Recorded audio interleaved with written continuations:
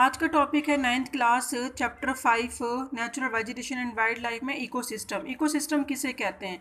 Plant occur in distinct group of communities in areas having similar climate condition. That means जहाँ पे plant के जो group होता है या अलग अलग डिफरेंट जो प्लांट्स होते हैं लेकिन सेम क्लाइमेट कंडीशन में ही वो सर्वाइव कर रहे हैं, तो वो मतलब जो पूरा एक क्लाइमेट कंडीशन पे डिपेंड करता है कि वहाँ के जो प्लांट्स हैं उसका जो ग्रुप है वहाँ पे रहता है, मतलब सर्वाइव करता है। The nature of the plants is an area, यानी जो प्लांट्स का जो एरिया है, जो वहाँ पे नेचर है वो किस तरीके का है।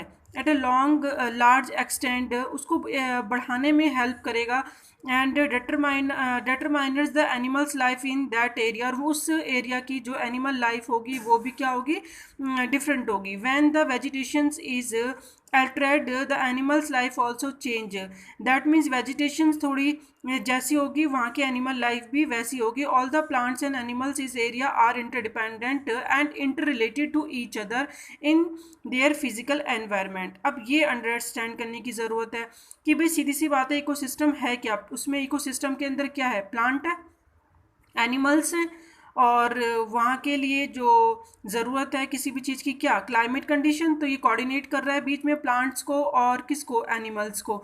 तो क्लाइमेट कंडीशंस बीच में कोऑर्डिनेट कर रहा है और एक इंटर रिलेशन है इनके बीच में, जो जिस एरिया में प्लांट और एनिमल रहते हैं और इंटरडिपेंड करते हैं एक दूसरे पे, क्योंकि एनिमल अपने किसी भी चीज़ के लिए प्लांट्स पे डिपेंड करते हैं, अपने भोजन के लिए, अपने फूड के लिए। इसी तरीके से ह्यूमन भी सर्वाइव करता है एनिमल्स पे और प्लांट्स पे ऑक्सीजन के लिए, क्योंकि आप देखोगे अपना लाइफ सर्वाइव करनी है तो हमें प्लांट से ही ऑक्सीजन मिलती है, फूड मिलता है, मेडिसिन, बहुत सारी चीज़ें मिलती हैं।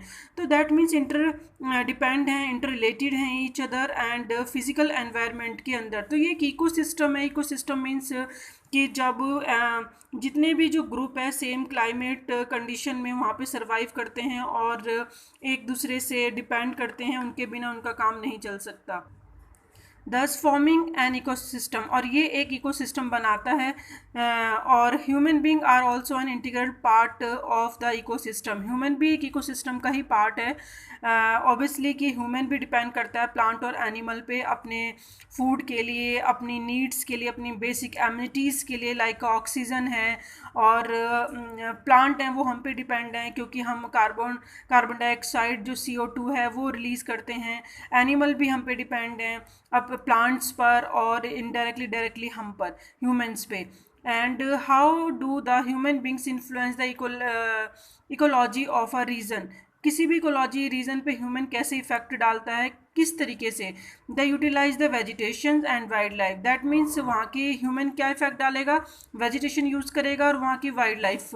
The greed of human being lead to over utilization of these resources, that mean जब ह्यूमन का लालच बहुत ज़्यादा बढ़ जाता है अपनी ज़रूरतों को पूरा करने के लिए, ज़रूरत से ज़्यादा वो रिसोर्सेज को यूज़ करता है ह्यूमन, तो उससे क्या होता है, कहीं ना कहीं बहुत ज़्यादा लॉस होता है वेजिटेशन का और वाइल्ड लाइफ का। They cut the trees and kill the animals creating ecological imbalance, जिसकी वजह से इकोलॉजिकल बैलेंस जो है इम्बैलेंस हो जाता है, क्योंकि सब एक दूसरे पे डिपेंड है, प्लांट है, एनिमल्स है, ह्यूमन है। अगर एक चेन भी यहाँ से हट जाती है तो क्या होगा, इकोसिस्टम खराब हो जाएगा, बैलेंस नहीं हो पाएगा।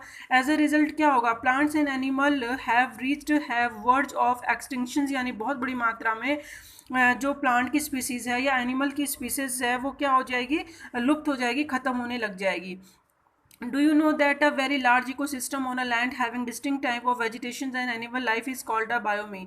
Biome का मतलब क्या होता है, यानी एक लार्ज इकोसिस्टम, यानी इसमें सीधे सीधा बोला है कि जो बहुत बड़ी मात्रा में जो लैंड के ऊपर डिफरेंट टाइप के एनिमल्स और वेजिटेशंस सर्वाइव करते हैं, जो एक सिस्टम है, एक बहुत बड़ा इकोसिस्टम है, उसे हम बायोमी कहते हैं। And biomes are the identify of the basis of plants, plants के बेसिस पे हम आइडेंटिटी करते हैं कि ये बायोमी है।